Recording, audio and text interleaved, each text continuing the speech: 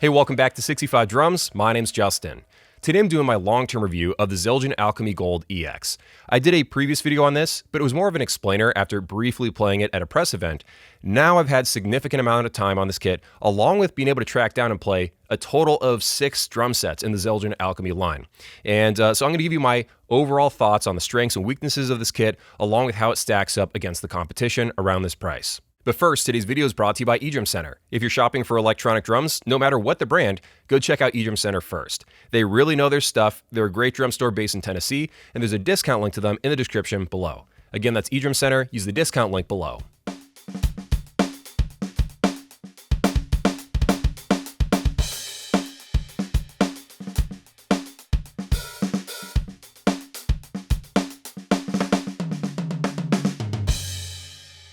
All right, let's start with a brief overview of what comes in the box if you buy the Gold EX.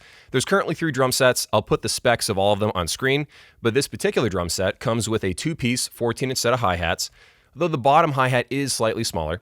Crash 1 is going to be 16 inches, Crash 2 is 18 inches, and the ride is 20 inches across. That's fairly large for an electronic ride cymbal. The snare drum is 14 inches, the high toms are 10 and 12 inches, and the floor tom is 14 inches. And the kick drum is 20 inches across. Now switching over to hardware, this drum set comes with 3 cymbal stands, so one for each of the crashes and the ride cymbal, along with a ball mount for high tom 1 and high tom 2. There's one other stand for the module because it's deceivingly heavy. It can't actually be attached to a hi-hat stand because it would probably put it off kilter. And the floor tom, in case you're wondering, these floor tom legs should be tall enough for most people. By the way, you do need to buy that hi-hat stand separately. It also does not come with a snare stand or, of course, a kick drum pedal or a drum throne. One thing to mention about these cymbal stands, they're not really extremely heavy duty. Yes, they are double braced. Yes, they do have boom arms. They're not going to fall over. They do what they're supposed to. But they do feel slightly cheaper than you would expect. But once again, it's not a big deal. They do the job. And if you have $7,000 to spend, you may already have favorite hardware you're going to use anyway.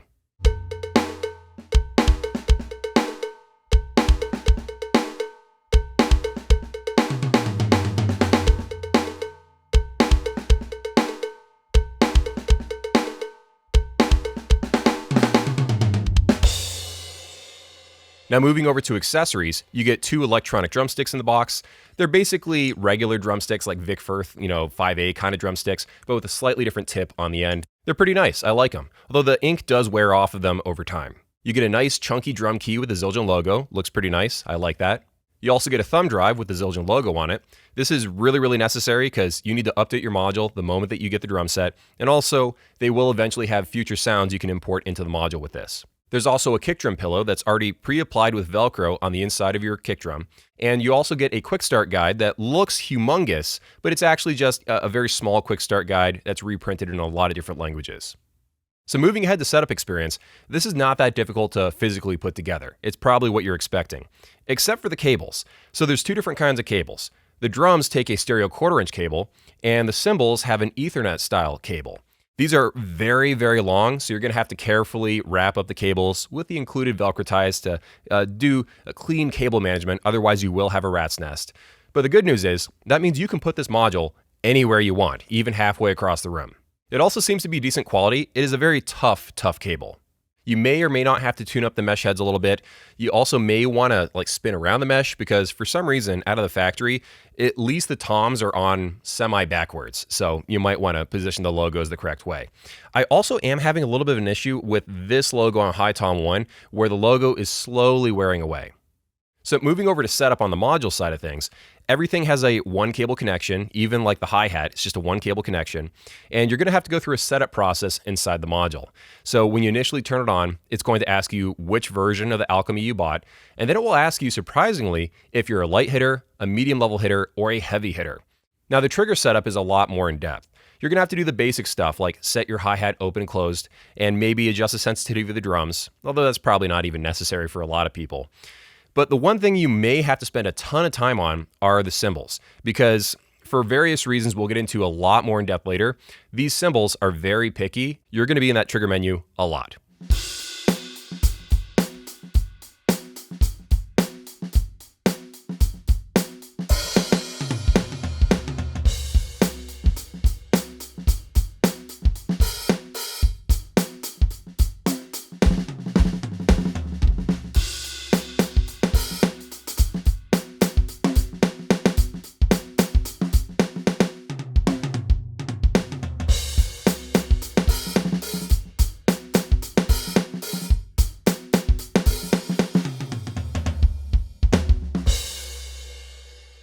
So now let's talk about the overall feel of this drum set under your stick. Not the sounds or the triggering, just how does it feel as you play.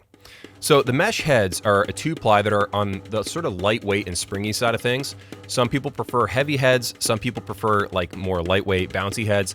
I'm personally on the category of people that like the more dense 2 or 3-ply heads. So this is not quite to my taste, but it's a personal preference thing. Try to sit down and play one of these and decide for yourself if you like it or not. The cymbals feel outstanding because they're essentially Zildjian L80s with little bits of plastic underneath of them. So the hi-hats, they feel light and crispy compared to rubber cymbals. The crashes, you can dig into them. Obviously, they're kind of lightweight because they're L80s, so they will move around more than an acoustic cymbal. That's a bit heavier, but it's leaps and bounds better than playing on a rubber cymbal.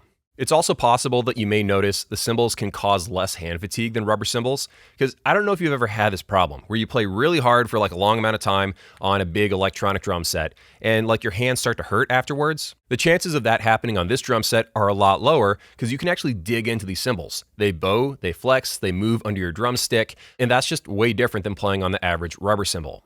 Overall, this drum set reminds me of a pure electronicless practice kit, like a set of Zildjian L80s with Remo silent strokes. That's the general vibe that you get while playing this, because that's what it looks like. Stick damage wise, you will run through drumsticks eventually because you're playing on the edges of metal cymbals. So with these sticks, which were fresh before I started playing on this kit, they do have some dings, but it's not really that significant, and your sticks will probably last you longer than if you played on a regular acoustic drum set that doesn't have rubber rims.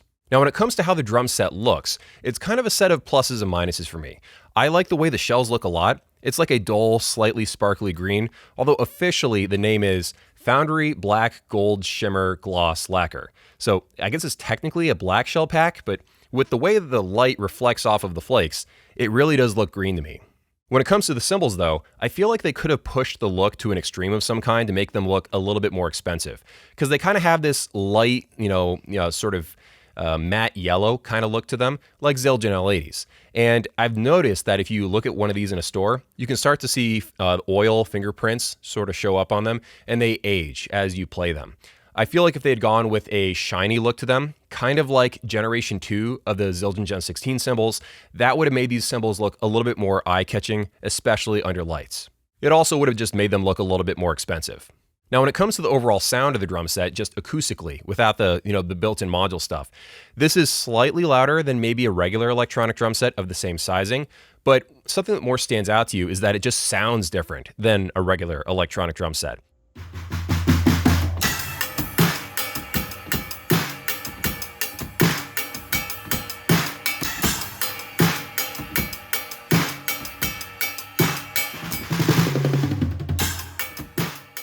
So now let's talk about trigger accuracy and just how the drums work to begin with, starting with the cymbals.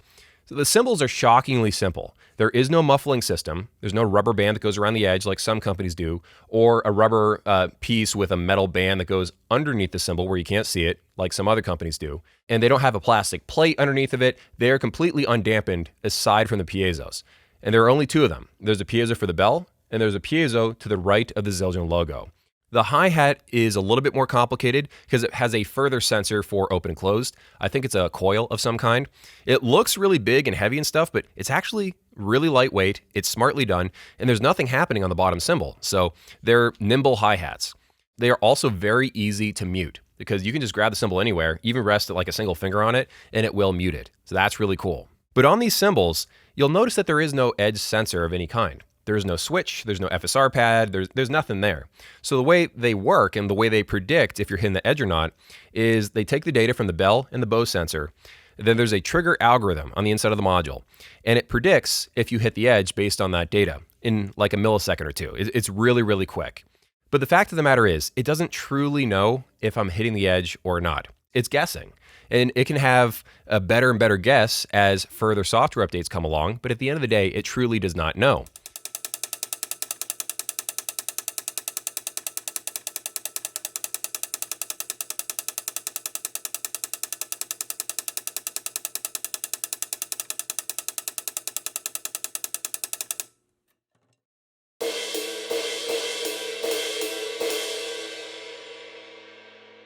Let me give you an analogy as to why I personally think this strategy doesn't make any sense. So let's imagine a piano company wants to make their first ever keyboard. All right, so let's say it's Steinway. They're making their first ever $7,000 keyboard right off the jump.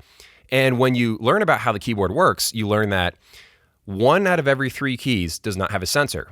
And when you ask Steinway why they designed their brand new contender this way, they say, don't worry, we have an advanced AI trigger algorithm that will see the surrounding sensors of the other keys that do have sensors, and they will predict if when you were hitting that key that doesn't have a sensor, it'll sense that vibration from the surrounding keys and determine if you hit that key or not. And by the way, you're going to have to set up each of those individual keys because you have to set up a zone sensitivity. Does that make any sense? No, it doesn't make any sense, and it doesn't make sense on electronic drums either. It would be fine maybe if these worked, and if they worked even better than classical rubber cymbal technology. Rubber cymbals have a switch for the edge, a bow piezo, and another switch for the bell. That's how they work. And then some companies will sneak in FSR maybe on occasion. But that's the formula that a lot of companies have gone with. And if you can outperform the formula, then by all means, go use whatever cool new technology or strategy you have. But if your current sensors can't outperform the formula, and if they require heavy setting adjustments, that's not something customers of a $7,000 kit are signing up for. They're signing in for a plug-in and play experience, like a Roland VAD kits or an F-Note kit or insert brand here. And even the DWE, I give crap to their cymbals because they're a little bit iffy sometimes, but they do trigger better than the Zildjian metal cymbals. I've also tried to cover my butt here. So in total, I played 6 Zildjian ALCHEM-E drum sets across the Bronze EX and Gold EX series. And the cymbals just don't perform as well as plain vanilla electronic cymbals on any other kit that you have.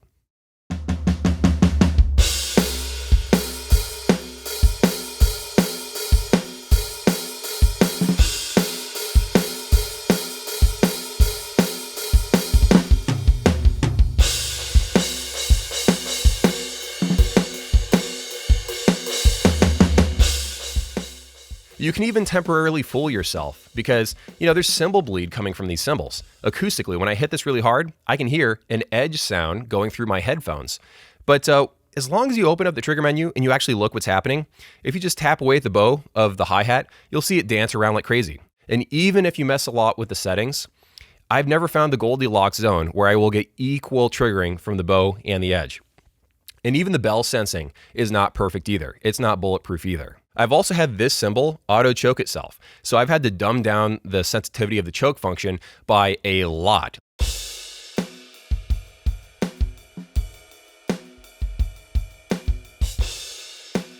Trigger accuracy needs to be improved ASAP, immediately, with as many software updates as they can chuck at this thing. And also, other drummers I've spoken to have also raised concerns to me with the cymbals as well. So it's something Zildjian needs to get on, because this should have been caught years ago, and they should have sweated over it and not launched the drum set until the cymbals were so good, nobody, not me, not average Joe on Amazon, the cymbals should be so good that you can't poke holes in them, pun intended. Okay, so now let's move ahead and talk about the trigger accuracy of the drums, which is much, much better. I'm happy to talk about the drums now. So the snare and the floor tom, they've got 4 head piezos that go around the rim of the drum, and the high toms, they have 3 because they're a smaller design. The reason why a lot of companies are adopting this is that it just seems to work, a lot of drummers seem to like it, and you don't have a hot spot in the middle of the drum.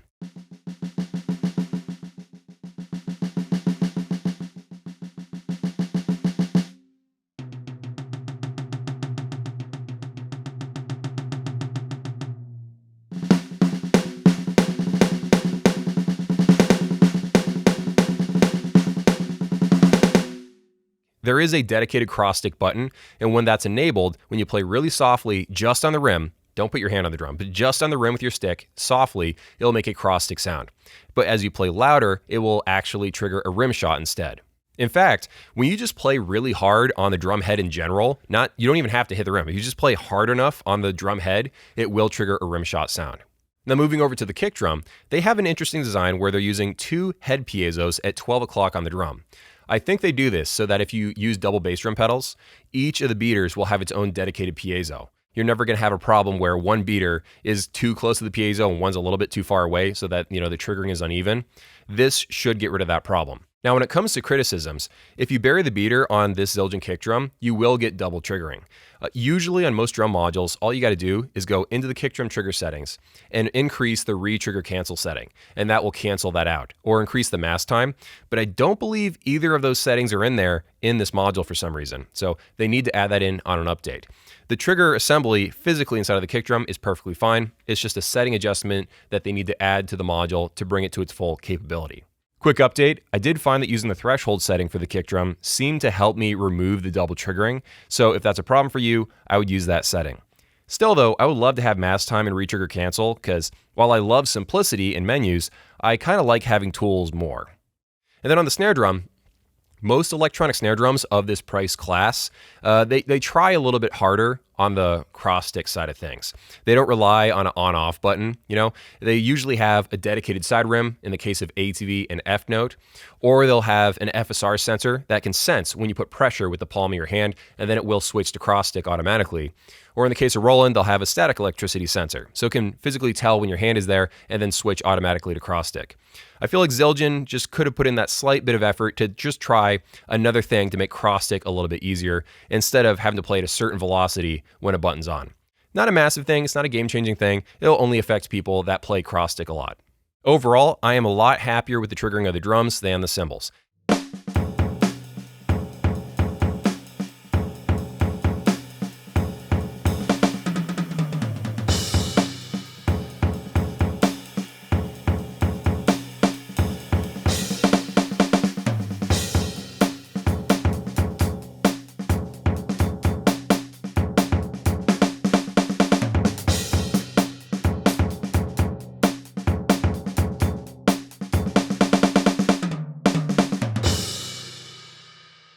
So now let's talk about the drum module. Starting with the port selection, it can handle all the drums and cymbals on the Gold EX, plus 2 additional cymbals and 1 additional floor tom. They don't sell the components separately yet, but they will ramp up production and be able to do that sometime in the future. You get right and left master outs, then 8 direct balanced outs, which is cool, especially good for live playing. You want to have balanced outs. Then you got 5-pin MIDI in and out. You've got MIDI over USB-C, and also audio over USB-C. This has an audio interface built into it. I believe it's like 2 channels in and 10 channels out. So you can record directly to your computer without the need of, going into a Focusrite or something. The second USB port is for the included thumb drive. You want to update the module right away because I don't think they ship with the current firmware. And also there will be sounds you can download from the Zildjian website at some point in the future. The idea is to include artist packs on the website, and also as they create new acoustic cymbals, they'll create electronic versions that you can download and put on the module. It also can connect to your phone over Bluetooth if you don't want to connect it via a dongle. The way they tuck away the Bluetooth connectivity is very odd though. You wouldn't know it just by bumping around the interface. You have to hold down this circle button, sorry about that, you have to go hold down this circle button, and then eventually this menu pops up, and then you have to go to settings, and then Bluetooth is right there. It should try to pair with your phone right away, or at least show up in the suggested device list. And if it doesn't do that, you can always turn it off and then flick it back on, and you should be able to find it. Now this module is very, very simple. If you double tap on this or just tap it once, you'll see the roughly 20 or so kits that they have. You got to make sure that you're quick when moving around, because if you linger on a kit too long, it will start to load it, and it locks you out and freezes you until it loads it enough to let you move on again. The only other way to change kits is to use the control wheel. I don't love the control wheel because it's touchy. Sometimes you have to move what feels like 1 click or 2 clicks, and you can't use like the arrows to move forward a kit or these plus or minus buttons. The plus or minus buttons are actually there for master output volume, which is kind of unusual. But even more unusual is that they don't carry that same design language from the master output volume to the headphone, because the headphone audio is actually a control dial. And if you want to control your Bluetooth or your aux volume, you actually have to go over here to the mixer section, press that, and then you have to go over here to mix, which should be the main thing that it's already on. And then you can control like USB volume, Bluetooth volume, and the aux volume. There's also some routing stuff. It's basically, do you want it to go to the main outs or your headphone jack? I don't see a way to route to the direct outs, so I guess maybe they're baked into whatever it is that they are. You can also route the ambience just to the headphone jack or just to the main outs, or vice versa, or whatever combination you want. When it comes to sound editing, the only thing you can do is adjust the reverb, which is this menu right here. It's easy to miss at first because the reverb menu is this effects button, and that's where that is. I hope they expand this because I need to be able to EQ the drums, put compression on the drums.